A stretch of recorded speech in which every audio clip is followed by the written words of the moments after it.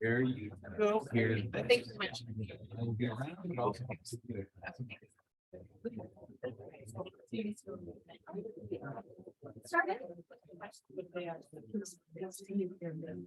Again, thank you all for joining me tonight, this has been a great cooperative effort by a number of entities, and I'm just really grateful for their help. We have the Haines Public Library, we have Proxionate Watershed Council, we have Wind River Bear Institute, we have Defenders of Wildlife, and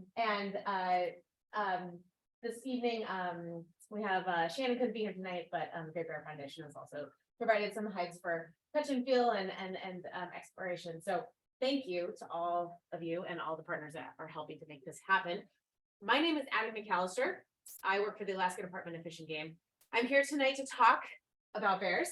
My colleague and I, Carl Patch, we're here to help just kind of share some additional information, best practices, talk a little bit about effective ways to help protect your property, your fruit trees, your garden, basically to help keep bears wild and neighborhoods safe.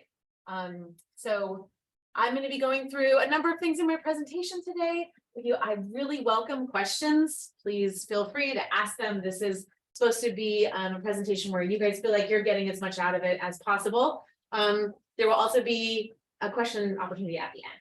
I'm happy to talk about that as well. My role with Fish and Game, I do wildlife education and outreach for Southeast Alaska. I also help with education and outreach for the state as well when needed. What does that mean? It means that it's my job to help share messages from the department that are relevant to the people of Southeast Alaska that pertain to wildlife safety, outdoor skills, pretty much you name it. But I'm happy to be here tonight. This time of year, we talk a lot about bears. So we'll go ahead and jump right in. I'm just going to tap. Okay, so today the goal of this presentation is I want you to just get a general idea of bear natural history. Why do bears do what they do? What drives them on an annual basis? It's pretty predictable. We'll talk a little bit more about that. And then just, of course, help you guys mitigate bear-human conflicts. Ways that you can react in the event of a bear encounter, and then prevent the bear encounter altogether. That's possible as well. And then just, like I said, understanding why we have bears coming into our communities, and understanding, why do they come back as well? So that's another goal for today. Okay, jumping right in. This is Haines, Alaska. This is you guys. As you can see, not only you just live in, you're so lucky. We're all so lucky. We live in fantastic wildlife habitat, not just bears, moose, wolves, any number of other four-legged furry creatures. We're really lucky to live here. But what's unique about Haines is that this community here is situated, kind of on this pinch point of this awesome peninsula that borders two very productive wildlife areas. A lot of food in both of these areas, lots of reasons for wildlife to congregate there. And the city itself is right here on this pinch point. So anytime wildlife wants to move along this peninsula, they need to go through town. Okay, that's okay. But it just means that is why you're seeing the wildlife that you do here. And it's not too dissimilar from, of course, other communities in the East. Okay, so Haines has two types of bears. You will see brown bears and black bears here in the community. Now, why does that matter? Well, to be totally honest, it doesn't really matter that much. People will say, well, that's really, why is that? The common education has changed over the years. How you react in the event of a bear encounter is not about what type of bear it is. You react the exact same way, whether it's a brown bear or black bear. And we can kind of predict, though, how those bears or that species of bear might react simply by its species. It does not always predict it, but it gives us a good indication. So it is handy to know what type of bear you might be encountering. We'll talk about how to tell them apart. And the reason why you would want to kind of know is brown bears evolved in a treeless habitat. Black bears evolved in a treed habitat. How many of you have ever seen a black bear send its cubs up a tree whenever they feel threatened? Yeah, it's not uncommon for black bears to use trees as a babysitter when mom wants to go fishing. They are very adept at climbing. And when there is a threat or a perceived threat, that's where black bears go, is up a tree, if there is one. Brown bears, again, evolved in a treeless habitat, so they're just more likely to stand their ground. Beyond those two differences, your reaction will be the same in an encounter. But it's handy to know if you're walking down a trail, what might be walking there in front of you. One way to tell them apart is, of course, brown bears have that distinct hump on their back. That is a massive muscle. And that is a way to tell them apart. Black bears lack that massive muscle. That is a defined hump. You can see this defined hump, whether it is a cub of the year or an older, more mature bear. You can also look at their claws. Now, of course, we're never going to get up close and personal with the bear and say, excuse me, Mr. Bear, can I please see what your claws look like? But of course, when would understanding what the paw print of a bear look like, when would that come in handy? See a paw print on the ground. Exactly, walking down a trail, absolutely. And so, of course, brown bears have claws that are longer, more evolved for digging, clams, ground squirrels, you name it, excavating out dens. They do have a longer claw. Brown bears, or black bears rather, have a shorter claw, closer to the toe pad. And we'll talk about what those signs look like in a little bit. That's another way to tell them apart. And then, of course, the snout. So on these pictures, it's a little hard to see, but from the side profile, brown bears have more of a defined forehead. Black bears tend to have a little bit more of a less defined forehead and a slope that's kind of continuous down the profile of their face. Also, you can kind of see this rounded ear on the brown bear, and black bears have a little bit more of an elongated ear. It's pretty evident on these ties over here after, if you want to take a look at that, you can really see that. If these bears were facing me, brown bears more have a dish-shaped face. Just of course, in general, black bears are smaller in maturity than brown bears. Brown bears are just a bigger bear. On the left, you can see those big ears I was talking about here on this little black bear. And then there's that dish-shaped face, and the more kind of teddy bear is a wrong description, but more like a rounded ear on the brown bear. And there's that distinct hump. It is possible when a black bear is turned just right, their shoulder blade might just be a little bit elevated, that it might look like they have a hump on their back, but typically this is much more defined. Can you always tell a bear by the color of its coat? No, you can't. Of course, black bears come in cinnamon, light blue colored, that's glacier bear, or even a lightish kind of spirit bear look. I've seen, or the true black, I've seen a bear walk through my yard. I live in Juneau, Douglas Island, and I've seen a bear walk through my yard. It was a young bear, and he was sauntering, doing his bear thing. He was all black, and he looked like he had just been to the hairdresser and got a strip of bleach across his back. He had a blonde strip right down his backbone. It was really interesting. And then, of course, brown bears, say on Admiralty Island, actually do have a blackish colored coat. And so, yeah, they do vary. You guys passed. Okay, a little bit to understand about bears, how long cubs stay with their parent, their mom, the female. So mothers raise the cubs, as you guys probably know. Black bear cubs will stay with their mother until about a year and a half or so. And with brown bears, those females raise their cubs for 2 years or slightly more before they get kicked out by mom or on their own. It's not uncommon to see, we call them, kind of leggy bears running around Juneau.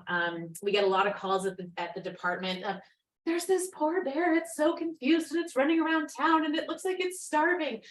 It's just a yearling cub that just got kicked out by mom. It's trying to find its way. Well, why is that important? Well, when cubs are kind of newly released from mom, they're trying to figure out where they belong in this big wide world. And sometimes they find themselves in yards, sometimes they find themselves in urban settings. And that is a very important time for as humans who live here to kind of take that extra level of responsibility and help them understand that they don't belong here, but they're also going to be fine as long as we help encourage them on their way. They will find those natural foods, but they do look a little legged, kind of awkward, like a teenager. But yeah, brown bears do stay with their mom for longer. A bear's diet. So, I mean, Raise your hand if you like blueberries, right? We all love wild forage of the blueberries. Salmon, yes, we're all Alaskans. I would think you would love your salmon. And of course, ungulates, deer, moose. This is all part of a bear's diet. In the springtime, this time of year, bears are seen down on the coastal areas because it's one of the first areas where green up begins. As the snow retreats, grass grows in, sedges are a very important diet for bears this time of year. It's pretty much one of the only things available besides the roots of the skunk cabbage, which they really just use. It creates kind of, it's laxative basically for the bears as soon as they come out of the den, helps get things moving. And then they head straight down to the coastal areas where they have that high protein sedge, and they will just forage on that until things begin to mature in the forests. And then of course the berries and the salmon and everything. They do forage on things like devil's club, things that we do not. But for the most part, as you can see from this side, they are omnivores. They are, I like to call them opportunistic omnivores. They will eat what they can find. And as long as it's edible, they will go for it. This process of eating is their entire year. Bears care the most about eating. They also care about reproduction, but that's connected as well to food. A female who has bred in the spring, those fertilized embryos will not implant unless she gets enough food. So a bear is laser focused all year when it's out of its den on getting enough food so that when it goes back into the den, it is in good health, has the biggest layer of fat it possibly can to come out of denning season in good health, good standing, good body condition. So this drives, this is their whole year. We'll come back to that. Stay aware and be prepared. So for a second, we're going to talk a little bit about how do you know that there's a bear around at all? So here is a bear track. Any idea what bear left that behind? What species? Anybody know? Yeah, how do you know? The distance. Yeah, the distance of the claws. The other way you can tell is so they're pretty far away. That if it was a black bear, they'd be a little bit closer, but also the pads of the toes make almost a straight line across. A black bear would be a little bit more of a curvature to it. If you were to have a straight line, it would intersect. Those scat, right? What goes in must come out. And for bears, scat can vary depending on what it's been eating, the time of year. In the spring, you're going to see a lot of grass. It's going to be, somewhat formed. Berries, you're going to see berries. In the summer, when they've been eating only salmon, it really may just look something like an oil slick. So it varies throughout the year, but it obviously is a sign that there's a bear in the area. And then, of course, marking trees. Bears like to mark their territory, whether that's a rub where you see maybe some hair embedded, in a tree, in tree bark, or just scratches on it. Bears will mark their territory. So those are just signs that a bear has been in the area. And then, of course, trails, right? Are bears creatures of habit? Absolutely. So bears will travel the same trail, and maybe you've seen pictures of this. I wish I had one.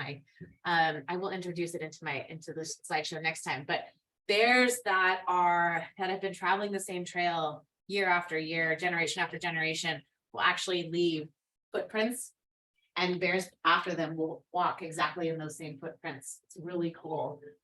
We even have video of a female walking down the same trail. She's putting her paw pads basically on like stepping stones in the grass, and then you'll see her cubs behind her doing the exact same thing to keep up. So signs that they leave behind. These are some indications that a bear's been in the area. Okay, bear behavior. Understanding why bears do what they do and how they react helps us to shape our response. In short, bears are a lot like us. Okay. Bears like personal space. We all have our own personal bubble, right? We don't know each other. If I got a little too close to you, well, how would you feel? Yeah, right? Like, oh, excuse me. And bears are the same exact way. Sows with cubs need a lot of personal space. A young cub that maybe has been recently kicked out by mom, doesn't know exactly what's going on in the world, might tolerate less space because maybe they're curious. But they're a lot like us. Food, we all get a little hangry if we haven't eaten. Bears will protect their food source. We don't like to get startled. If we're going down the street and someone lays on their horn right behind us, we don't see them coming. So it's startling. It kind of that those endorphins get going, that fight or flight kind of kicks in, same with bears. So how bears might react in a situation helps shape how we respond. I said bears like their food. Anything with a scent will attract a bear. Okay, that's called an attractant. That's what we will call that. I'm sure that as you're think about your yards, your home setting, I'm sure you can think of a number of things that might be an attractant to a bear, anything with a scent. Camping scenario, as an example, toothpaste, deodorant. It's not a food scent, but it is an attractant. Okay. Food conditioned. So a bear that has been attracted to an attractant and then found that that is a food source, and that's a food source that they can keep coming back to. That is a bear that has been conditioned to learn to associate humans in that situation with food. They are now conditioned to think, oh, well, that garbage can is a reliable and easy way to get a meal. It's probably a little bit tastier than the sedges that are out there. Easier to get than that deer I have to chase down. So that's a bear that's a bear that we would call food conditioned. Another one is habituated.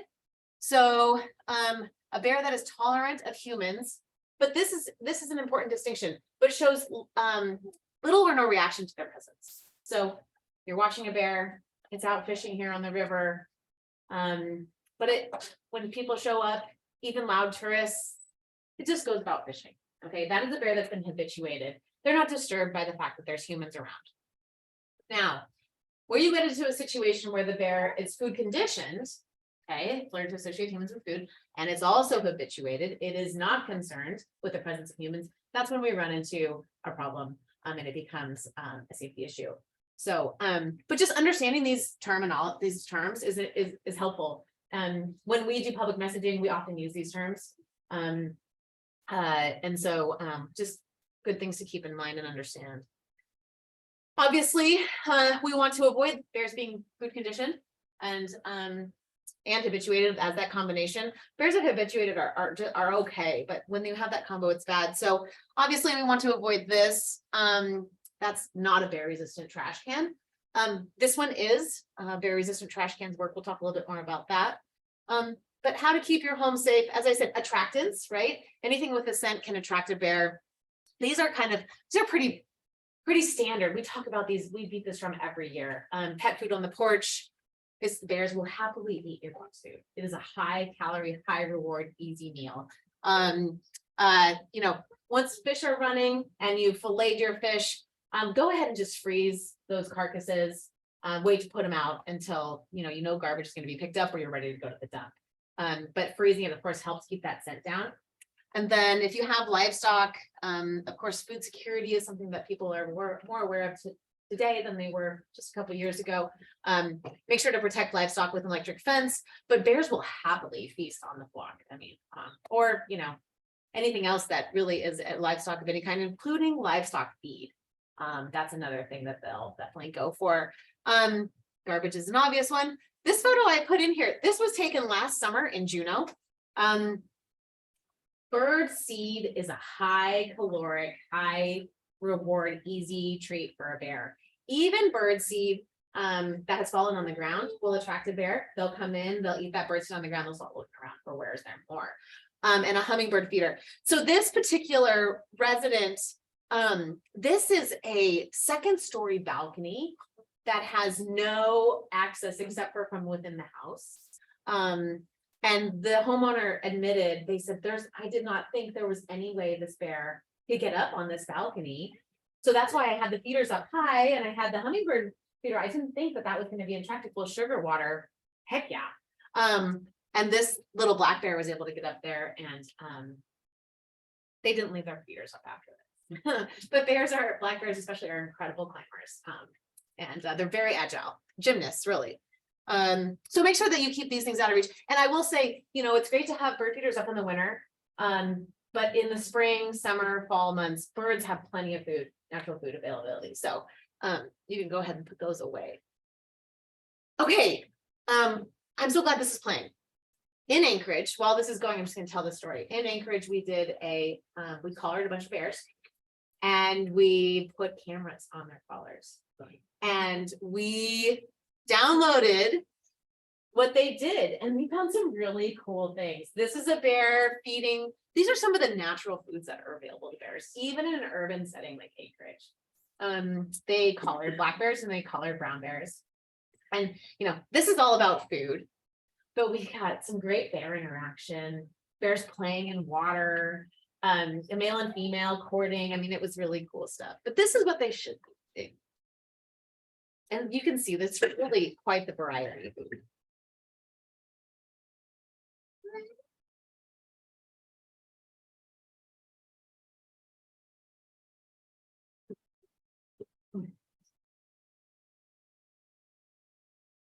Like the snout, I know.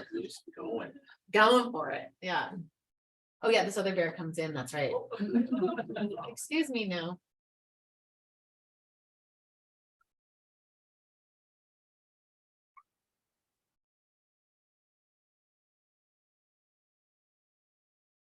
This entire study is still available online if you want to check it out. It's called a bear story map. If you look up ADF&G Anchorage bear story map, this interactive map pops up with all these little dots. And they're all GPS data points from this particular project. And you can watch other videos and also see like, oh, bear was eating this or bear was doing this. And each of the individual bears is a different color. It's pretty cool. Okay, this is another video. This is some of the bears that made different food choices. And you can see they really are, like I said, opportunistic. And I said before, you know, cubs stay with their mom for quite some time. They can also learn from mom and do.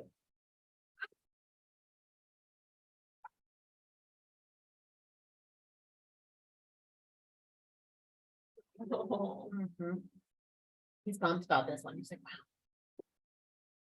This is an open garage.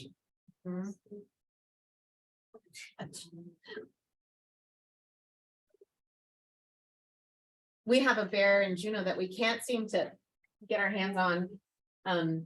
We've done some damage, and as a result, we are really trying to capture it. But this is our car bear, and he has, or she, I think it's a he, right? Yeah, he has learned. It's a very well-fed bear, been around for a while. He has learned to open up car doors, and he will just walk his little path in the neighborhood and just check doors all the way down the block.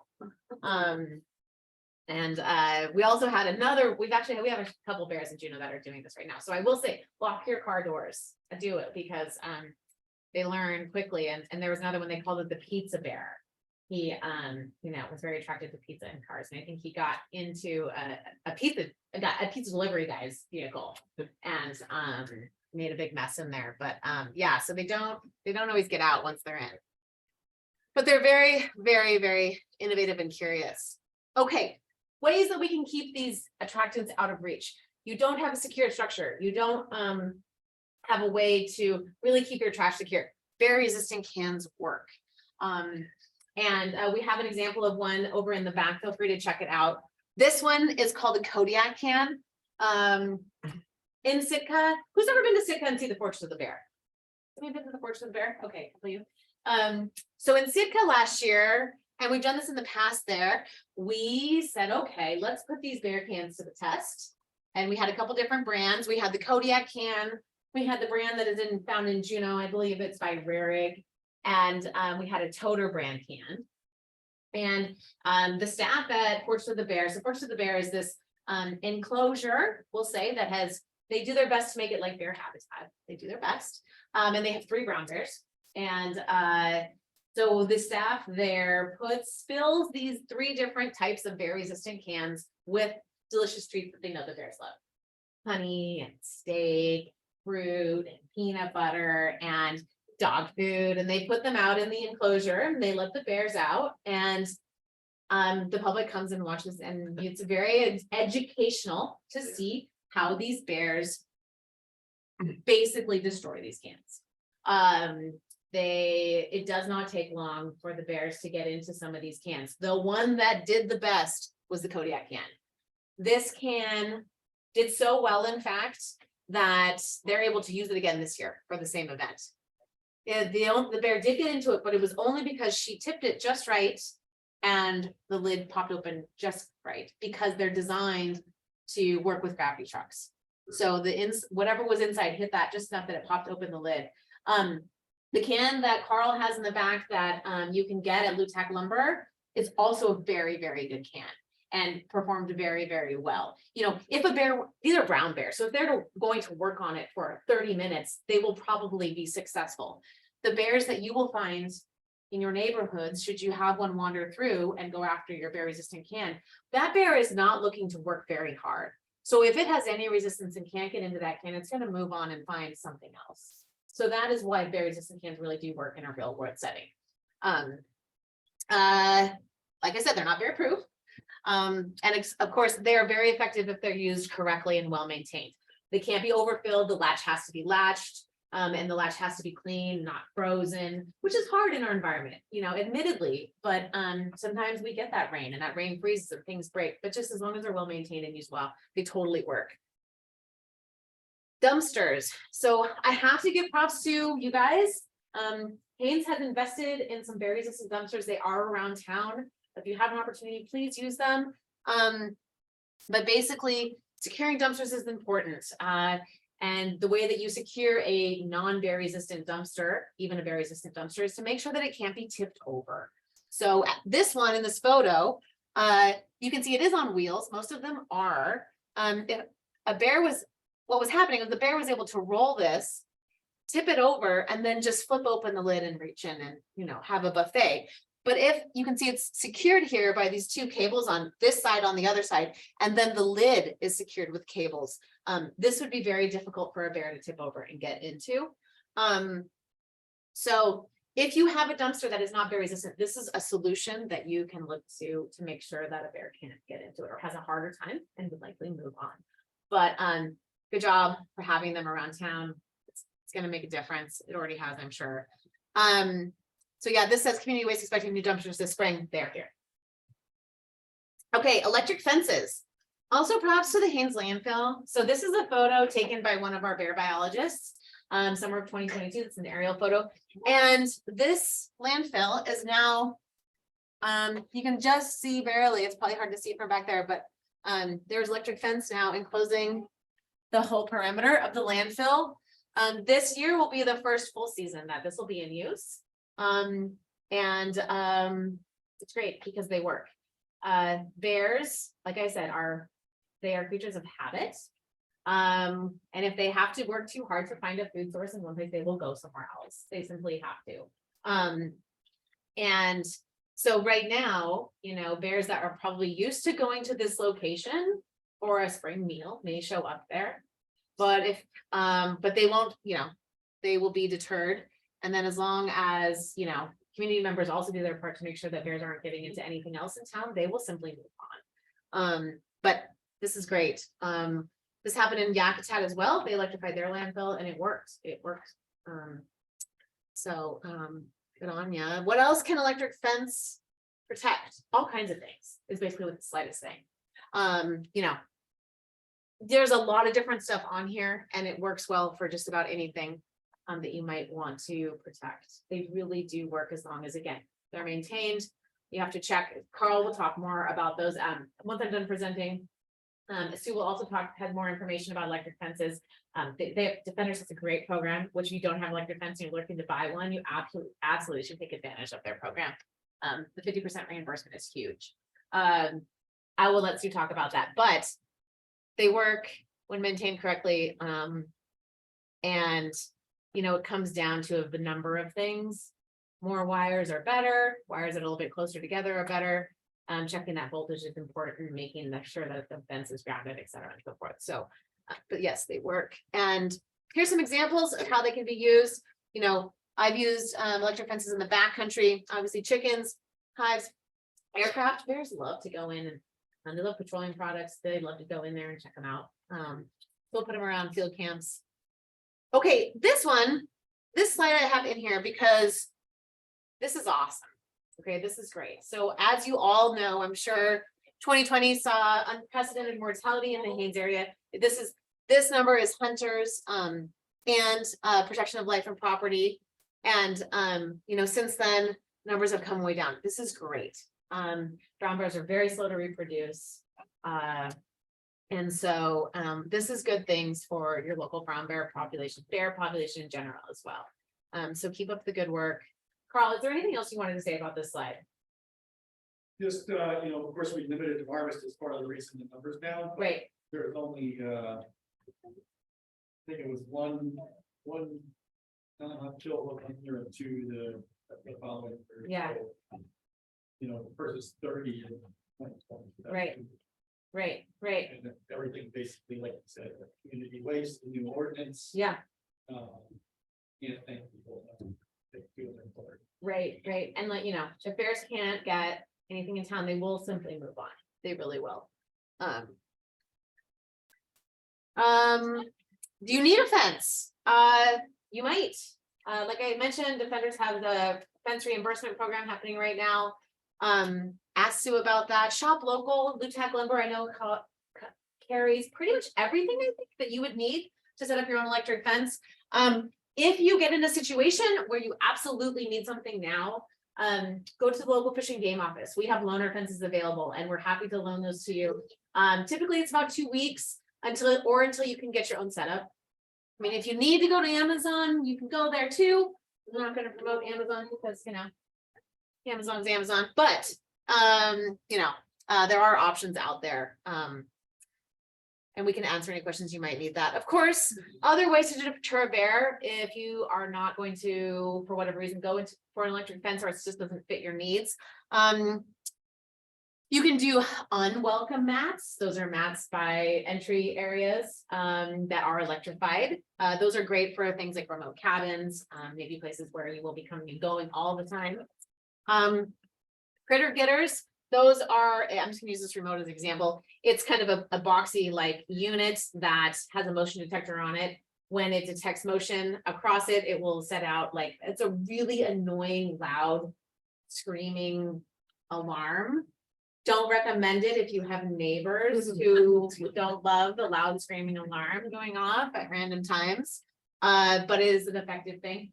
You can use bear spray. I am a big proponent of bear spray. In fact, I'll just do a little plug right now. After this presentation, I will be showing anyone who wants to practice with an inert bear spray how to use it.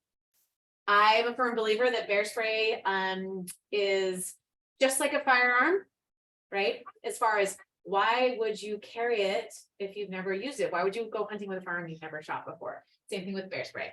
Carry it, you should know how to use it. So I will be happy to show you guys how to do that out here if you'd like. It does work. I like it because whatever you decide to carry for your bear deterrent is up to you. But what I like about it is a non-lethal way to teach this any animal, really anything with, you know, mucous membranes, moose, wolf, bear, that you know, humans are not a thing that you want to be around. You know, it's you don't risk injuring an animal and worsening the situation. And it's so, you know, if you have bad shot when you're nervous, like I kind of do, it's a good option. Air horns or noisemakers are another way to deter a bear. Now, air horns or noise making, that will work, but it may not always work.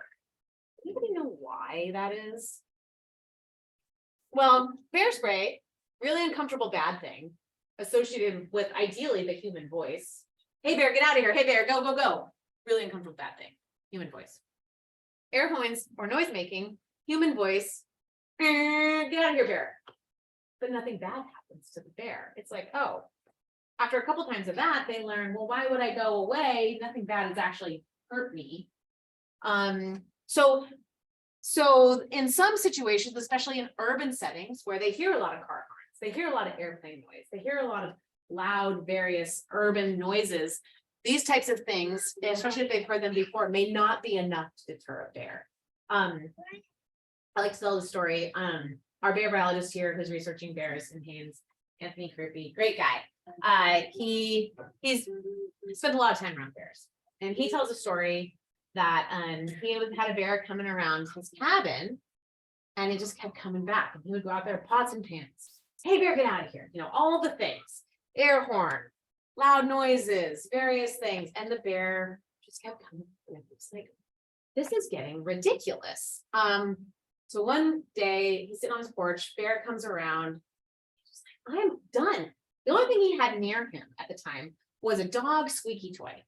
So he picks up this dog squeaky toy and he chucks it at the bear, and it hits the bear hard enough that when it makes impact on that rub, it goes squeak. The bear lurched up, turned tail, and was gone. Never came back. Why?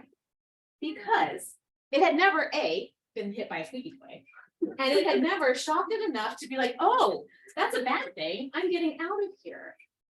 Do I recommend that you use a squeaky toy as bear deterrent? No, I do not.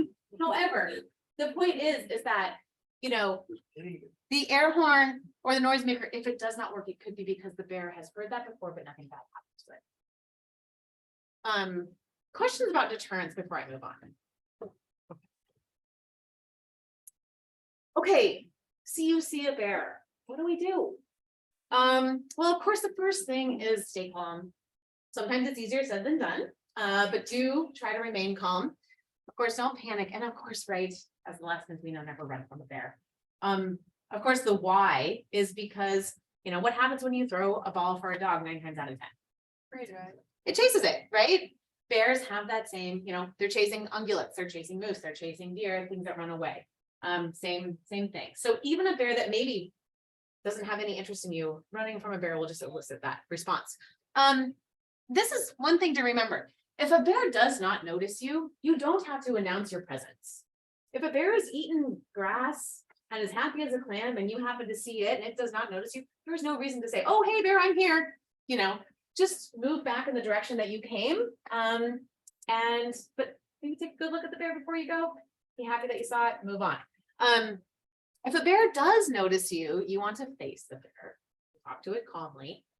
Why do you think we always recommend that you use your voice? Why do you think we recommend that you use your voice? Anybody? No other animal has. There is nothing else in nature that sounds like a human voice. Exactly. So maybe the wind is in the wrong direction. Maybe the bear can't quite see you, but sees something or hears you. You are alerting the bear that I am a human by using your voice. And of course, we're talking to it calmly because just like us, bears don't like to be surprised.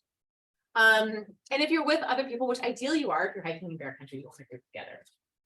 That's for a couple different reasons. It's not just to make yourself look bigger, but it's also because let's say that, I'm standing here and my friend Jen is over here and my friend Joe he's over here and we see a bear.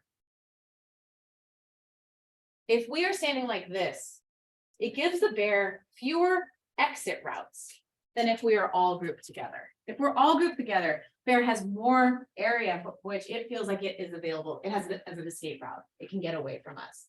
That's the other reason why you group up. Give that bear a way to get away. It won't feel surrounded or something else. We don't exactly know how bears feel, but it will see more exit routes. We did this one. You're gonna see it again. Okay, defensive versus non-defensive. Okay, these are two important distinctions when it comes to when you're encountering a bear. So remember when I said bears are a lot like us, right? So if they feel threatened, they think that maybe we are going to take away its food source that it has worked so hard for. They weren't able to go down to the store and get their dinner. They had to work for that. They may have not eaten in a couple days. They may be super hungry. If it has cubs, you might be in that bear's personal space. That you may have surprised that bear. So if that bear feels threatened, you will be interacting with a defensive bear. Okay, in that situation, you stand your ground. If that bear happens to make contact with you, only then will you do what we call play dead. You lie on your stomach, protect your neck, protect your vital organs by laying on your stomach, splay your legs so that you can't be rolled over. If the bear does roll you over, get back in position again. But the biggest thing is that you want to be as least of a threat as possible. You want to be not a threat. That bear sees you as one and you want to diffuse the situation by not being, especially when that bear, you are actually not a threat. Sorry, bear, didn't mean to disturb you. And then once it no longer sees you as a threat, it will likely leave. A non-defensive bear, and this is a bear that simply might be curious about you. Again, we talked about those young bears. Bears are creatures of habit. We talked about the paths that they walk on. You might be on its travel path and it's just trying to go where it's going, we might be on its travel corridor. And it might not know what you are, and it might be coming towards you to get a better idea of what you are. You know, on very, very rare occasions, it might be predatory. That's exceptionally rare. In those situations, if you are encountering a non-defensive bear, you do stand your ground. And then if that bear continues to approach you, you do what we call up your game. You definitely become more aggressive. Raise your voice, start clapping. Hey, no, I'm not something you want to get close to. And in that situation, if the bear does make contact, in that situation, you would be fighting back. You would be letting that bear know that you should not be messed with. Eyes, nose, face is where you would direct any type of aggression. Any questions about defensive and non-defensive before I move on? We can talk, if you have any that you think of, let me know at the end. Okay. Haines is, okay. What exactly does stand your ground mean? It means that you are right here. You see the bear and you are standing your ground. Yeah. The other piece that is not on that slide that should be is you are ideally hiking with buddies, and you ideally are hiking with bears, right? You stand your ground, you ready your deterrent. You have that in your hands. You don't know what that bear is doing yet. It doesn't matter what the bear is doing. That deterrent will be in your hand. You're not grabbing it from, the really good water bottle pocket that it fits in on your backpack. You're grabbing it from your hip where it's handy right here or right here. Yeah, you stand your ground in both situations. And that's, chances are you stand your ground, you talk to the bear in a calm voice, and that's usually it. That bear is like, I'm out of here. But then if the bear approaches you, bears have personal space, but we have personal space too. And if that bear comes too close to you for your personal space, and you have that deterrent in your hand, and that bear is within range, you absolutely can tell that bear via deployment of the spray that it is too close to you. It doesn't have to be a situation where that bear is a threat, that you are a threat to the bear. The bear feels like a threat to you. You can absolutely do that. Yeah, that's your question. Okay, hiking and recreating. The biggest thing here that I haven't really covered yet, or is the beginning and the end. Make a plan, and then tell someone your plan. It doesn't have to be a complicated plan. It's just, I'm gonna go, hike Mount Rapinski. If I'm not back by this time, be concerned, or I will be back by this time, and when I will be back and I'll contact you. If you are hiking, it's really handy to let other hikers know that you've seen something. If it's bear sign, if it's bear scat, maybe you saw a bear but it ran away. It's really kind of good trail courtesy to let other folks know that what you saw, so that in case that bear comes back around for whatever reason, they maybe have their senses about them. So that's important as well. Of course, also look for sign, carry your bear spray, have it handy, traveling groups. Fishing. The biggest thing with fishing, there's a couple things wrong with this photo. But the biggest thing with fishing, never let a bear get your fish. Again, right? Bears are looking for an easy meal. They're creatures of habit, opportunistic. They get a fish one time, they're going to try it again. Oh, okay. I thought I had a little data, but I don't. So I'll just say it. Never let a bear get your fish. If you are fishing and you get a fish on the line and a bear shows interest, just cut your line. Let that fish go. And it's just not worth it. We really don't want, of course, bears to associate a fisherman with that fish and an easy meal. If you do have, a cooler with you that has fish in it, or you have fish on a creel, in a creel or on a stringer, make sure that always moves with you as you move downriver to a new hole. It's easy to be like, oh, I'm just gonna take a couple steps this way. Cooler's there. Oh, I'm just gonna take a couple more steps this way. Now cooler's over there. You just want to keep that with you at all times so that bear doesn't have a chance to sneak up and grab anything. If you are cleaning your fish, make sure that you throw those fish guts, the things you're not taking home with you, into fast running water so that it all heads downstream. A lot of back eddies and stuff right at the shoreline. We'll just keep all that it's an attractant. It'll keep that attractant at the shore. Could bring bears around, making it, either dangerous for other fishermen or creating a habit for that bear to walk that shoreline. Yeah, this whole, yes. Okay, mountain biking. I know any mountain bikers in here? Sometimes we get a mountain biker too. Yeah.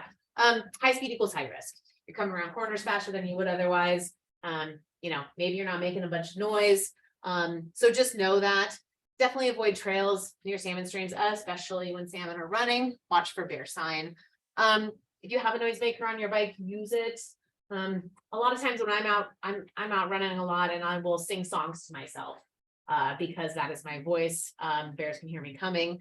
You want to make more noise if you are riding along a river or recreating along a river to make your voice heard above the sound of whatever that river sound is. Don't wear your headphones. I know it's great to listen to music when you're out recreating, whether you're mountain biking or hiking.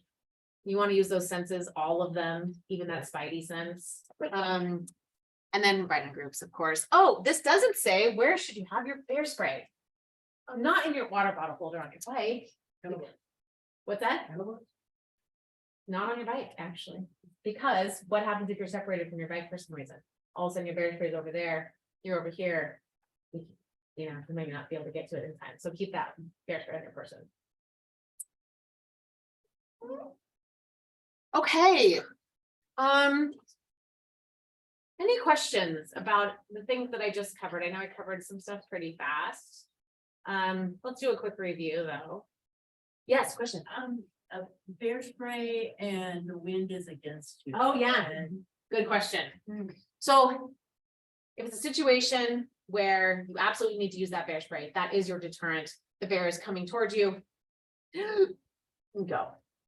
Yeah, I mean, it's better to use it because it will deter the bear. You may get a little, if that wind is right at your face, you may get a little bit on you, but you won't be dealing with a really bad situation. You'll just be dealing with a kind of uncomfortable situation. Bear spray, you will see, has a pretty solid propellant to it. So it will hit the animal for sure before the wind brings it back to hit you, most likely. But absolutely still spray the bear spray. You won't have time to be like, okay, wait a second. Can you hang on? I've got to go, so you can just spray it. Yeah. And what is the distance will you cover that later? Yeah, so on our inert sprays, they are of course training canisters, so they don't go quite as far as the actual thing. But a new or non-expired active bear spray with the active capsaicin will go anywhere from 20 to 35 feet depending. Okay. That varies, and I'll go ahead and talk a little bit about that. So does an expired can of bear spray still work? Yes. The capsaicin concentration is still what it was when it was produced. What has been lessened though, and that's why there is an expiration date on there, is because it is contents under pressure. So over time, that pressure is lessened. So an expired can of bear spray will still work, it just won't go as far. And you may not have as many sprays in a can. Yeah, because it's just the pressure has gone down. Yeah. Any other questions? Ooh, yeah, hey. So what do you do if you're running and a bear starts charging you? Stop. Stand your ground. Immediately stop what you're doing. Let's say you're out in your yard. You're running, you're playing, you see a bear coming out. You're riding your bike, you see a bear come out. And it's coming toward you. Absolutely stop immediately what you're doing. Stand your ground. And then what do you do? Talk to it. Yes. And if you have your deterrent, what do you do? Get it out. Yes. Perfect. And then stand your ground, even if the bear comes toward you. What if it gets in your personal space? Or spray it. Yeah, absolutely. You're an expert already. Yeah, good question. Any other question? Okay. All right, so who do you call? Okay. Is the bear doing bear things? If it is walking through your yard being a bear, if the bear is in your yard and it's being a bear eating grass in your yard, it's not ideal, but the bear is doing what a bear is doing. It's doing bear things. If it was, is the bear on garbage though in your yard? Okay, that's a little different. Has the bear been on your garbage or you're in neighborhood garbage more than one time? It's now maybe becoming food condition. Then we have a problem. Is the bear thinking that this garbage can is now its garbage can and it's defending that garbage can and seeing anyone else who wants to get it off that garbage can as a threat. Those are different situations, okay? Is the animal displaying natural behaviors, even if it's in your yard eating grass, it's okay. Ideally, and as well as if you go like, hey, bear, get out of here, you know, and it moves on. There's no need to necessarily alert the authorities or Fish and Game. We do, however, if the bear is on garbage, it's okay to alert the authorities. If it is displaying defensive behavior, meaning it is defending something that it thinks is its food source, aka that is not its food source, then we want to hear about it. Fish and Game wants to hear about it. You know, you guys probably know there is a Haines ordinance out there that any trash can that is not a bear resistant can needs to be inside a secure structure. There is a fine. That's found to not be the case. There's also a state statute though as well. Any questions about this? Because sometimes is a bear doing natural things is, you know, for example, we get a call almost every year, a couple of them. There is a bear in my tree. Can you please get the bear out of my tree? Well, okay, what do we know about black bears? They climb trees, they nap in trees. They also will go in a tree if they feel threatened. It's not going to work very well for us to try to get that bear out of that tree by being like, hey bear, will you please come down? It's going to be like, no, I'm staying up here. This is great. It's a good tree. So is the bear doing natural bear things? You know, we don't necessarily need to hear about that, but in these other things we do want to know about. So who do you call? Well, of course, if human life is being threatened, please call 911. The Haines Police Department is another place you can call if you feel as if there is a code violation going on. Troopers are another one to call. This, I always say, you can report online, but just know that that online reporting is only kind of manned Monday through Friday during regular business hours. So you can report there 24/7, but whether or not a human is going to see your report will only be during those regular business hours. And it also goes to Anchorage. So really, feel free to call Carl. You can call our Douglas main office. We are kind of the regional hub. And all of our biologists, even if you can't reach Carl, we're available Monday through Friday, 8 to 5. Any questions about who to call when? Questions? What's that? It showed the outline on there. Don't use the outline for a emergency. No, definitely not for an emergency. Like I said, a human won't see it until regular business hours, although you can report 24/7. But yeah, if it's an emergency, any of these other folks are who you want to reach. Yeah. Questions? Any questions? Bear behavior, what to do when you see a bear. What about when people say like get big? Yeah, that's a good question. So yeah, that is something you can do as long as you're not being like, you know, shocking about it. No. But definitely raise your hand, whoa bear, whoa, whoa, whoa. And that is a good thing to do. Make yourself look bigger than you are. What I usually do is I will usually just kind of make this. That's exactly what I do. Yeah, just like hey, like you know, I'm not here to cause any trouble. I didn't mean to startle you, or that is your space. You know, carry on. But you're not standing your ground. You're right. So I usually will do this. You don't want to keep backing up unless you really never want to keep backing up. Have I done it? Yeah, I have a story. You guys can tell me what I did wrong in the story. Okay, ready? It was the end of the day. Really wanted to go for a run. It was a beautiful early summer day in Juneau. As you guys know, we don't always get beautiful sunny days. And so it's been a long work day. I was like, okay, finally done. I'm gonna go for this run. And on Douglas Island, there's this one trail. It's one of the only trails in Juneau that is largely flat for an extended period of time.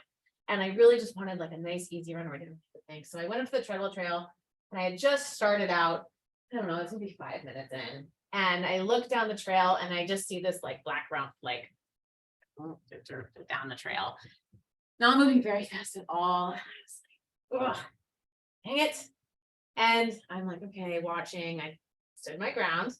And the bear turned back and looked at me and looked like, yeah, it just kept going. Like it was this fast. I was like, gosh, dang it. So the bear saw me. So I said, hey bear, hey. And he just looked back at me, kind of stopped, kept going. And I said, hey bear, whoa bear, hey, you know, kind of like, how about you You wanna go up the hill? Hey, how about you wanna go down the hill? Can we get by you? No, I didn't want that. So I kept my distance really far. I was probably 20 yards back there. And he was lumbering slow, and I was like, okay, well, I'll just maybe lumber slow, thinking that he's gonna take one of these like kind of draws up or down off the trail. So this went on for a little bit. And he stopped and he looked at me and I stopped. And I said, hey, let's go. Nothing. We kept walking, so I kind of slowly kept walking. And then he stopped around and he faced me. And he said, and at that point I said, okay, I get it. And I did take some steps back. And then he stopped and he said, fine. I don't know what he said, but he went up the hill and he went away. And I waited, stood my ground for a really long time until I couldn't see him or hear him anymore. And I slowly kind of walked down the trail looking at where he went. And I continued my run. When I came back at the same zone where I had seen him before, I kind of slowly continued my run. What should I have done differently? Anyone? Not follow. Right. I should have never. Right. I should have gone back. Right. What else could I have done? Yeah. Which one? Either one of you. Probably not backed up. Maybe not backed up, just stood there. Yeah. What do you think? I think you should have kind of keep waiting for it. Just waiting. Yeah. What I should have really done is said, okay, fine, and picked a different route. What I really should have done. So we all can learn from experiences. You know, we're human, we're not perfect, but yeah. Yeah. Scenario, this one happened to me and my girlfriend's hiking, we were distracted by a lake, taking pictures, That happens. and we were like down off the trail, and the bear blocked us. Okay. So we were like, So it was on the trail? yeah, black bear like came down, this trail's going this way, we're over here, and it just came right there, so we could go at it to leave, and like none of my girlfriends knew what to do, so it's like, you can yell at it. I We mean, had 2 dogs with us, and they Oh. distracted the bear, so that was nice that the dogs charged, but it was not scared of us like at all. it was probably curious. Yeah, it was huge. It's a very large black bear. Yeah. And it's like kind of walked slowly at it and over and back while the dogs were like yelling at it. Kind of yelling at it. What did it do? What did the bear do when you did that? My little rat terrier was like nipping at its paws, and he was just, Bold little guy. oh yeah, the bear was just kind of like annoying Right. and just like watched us. Yeah. Interesting. Yeah, Huh. I mean, it's hard to say. I mean, it sounds like, it held its ground the whole time. We just were like, I guess we're not hiking any further. And Yeah. I mean, giving it space. Yeah, we didn't like turn her back, just kind of kept walking. slowly Yeah, backwards, giving and it- eventually I called the dogs back and it just kind of hung out where it was.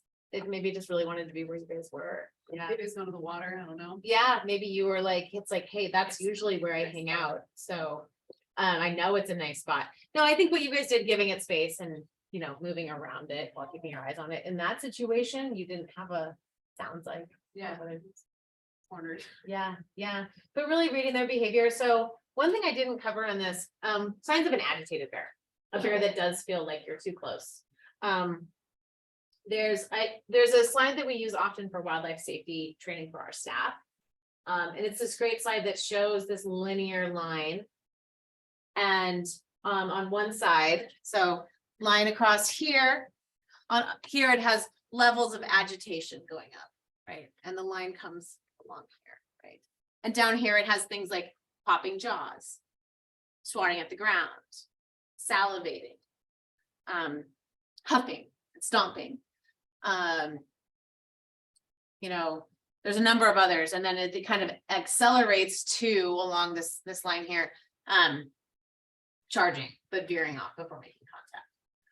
And people often think that it's going to sometimes do all these indications of agitation, right, before things escalate completely. And it's all about the individual bear. What does the female teach that bear growing up? What has that bear experienced throughout its life to help it or hinder how it reacts in certain situations, or shape how it reacts in certain situations? The point being is that it may huff its jaw and then, you know, run forward, or it may huff its jaw, swat at the ground, salivate, and then completely go away. So those are indications that a bear is agitated. And if you see any of them, just know that you are too close, it feels threatened in some way by you, and your job is to diffuse the situation and make yourself as least threatening as possible. In other words, it can go up and down and back and forth and display those behaviors, or all of them, none of them, some of them, in any order. Does that make sense? Yeah, Is it better to have a dog on or off the leash? on the leash. We always recommend to have a dog on the leash. And the reason is this, dogs, little mood lighting. It's great to have our dogs off leash on trails, right? They get to enjoy the wilderness like we do, uninhibited. But in bear country, it's better to have that dog, unless it's exceptionally well trained to react in a wildlife situation and have exceptional recall, which I would say is very, very, very rare. Because again, you know, they have this heightened stimuli. More often than not, the dog will run toward the bear. Being aggressive, the dog will realize, holy cow, what am I getting myself into? Run back to the owner, come behind the owner, the bear is coming with it. Yeah, and we've had that situation in general a couple of times. So we recommend to have your dog on a leash. She got a little rat terrier. I'm just kidding. Yeah, I mean, but that's our official recommendation. Yeah, good question. Anybody else? You didn't mention carrying a gun. It did not. It did not.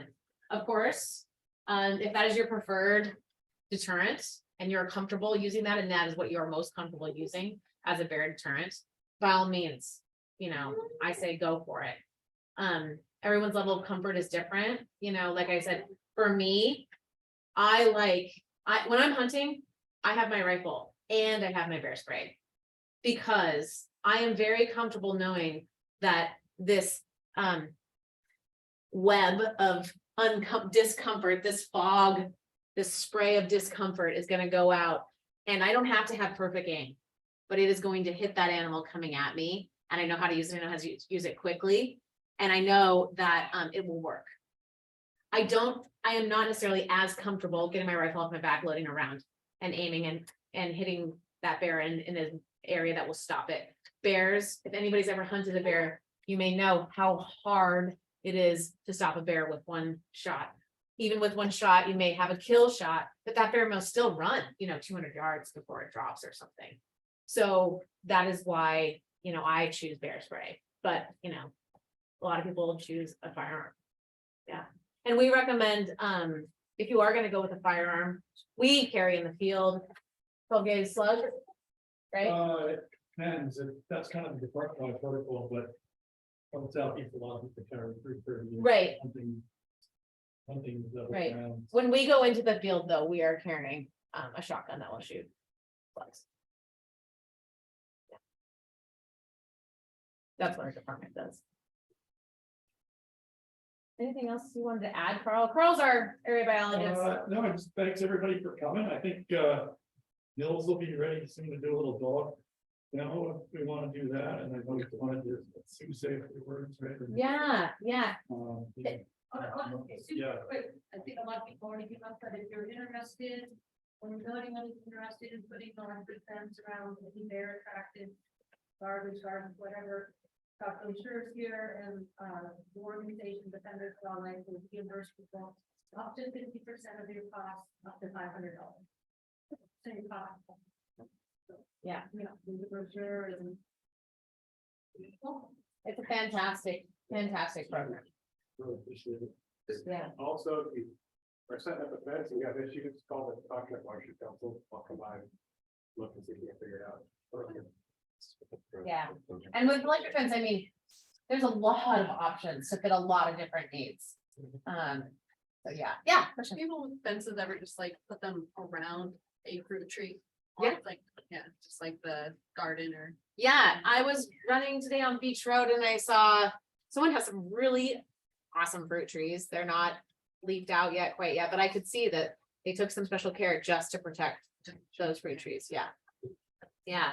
And that's what we had some tree there because of COVID. There usually have lands people we're in Skagway, like groundskeeper, and all the apples were not getting cleaned up. Oh yeah. And they were definitely bringing in moms and cubs. Yeah. Like, right there. Yeah.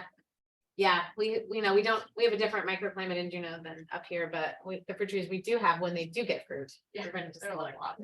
Yeah. Any other questions? All right, well, we're gonna be around, and so now, Nils is going to have his dogs. If you guys have questions about that or want to see his dogs in action, I believe he is going to be available for that. Please, if you would like to practice with some inert bear spray, highly recommended if you never have. I will be on the back patio there, and we have plenty to go around for everybody. And Carl will be talking about electric fences. Tracy is here talking about a couple things that she has going on, including the fruit leaning program that happens in the fall. And of course, Sue's here with Defenders. If you want more information about that, or if you just want to play around with this bear resistant can, feel free. Again, Lieutenant Lumber carries those. Thanks, guys. Thanks so much for having me. Yeah.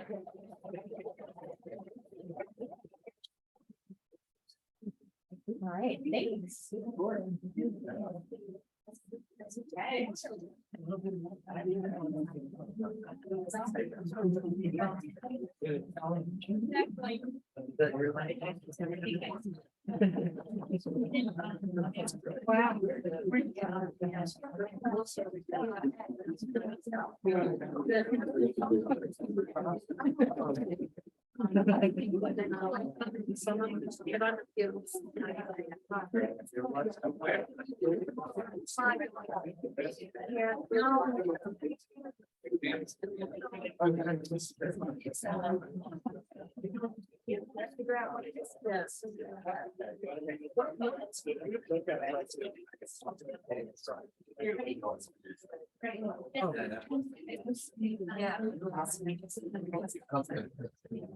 I know.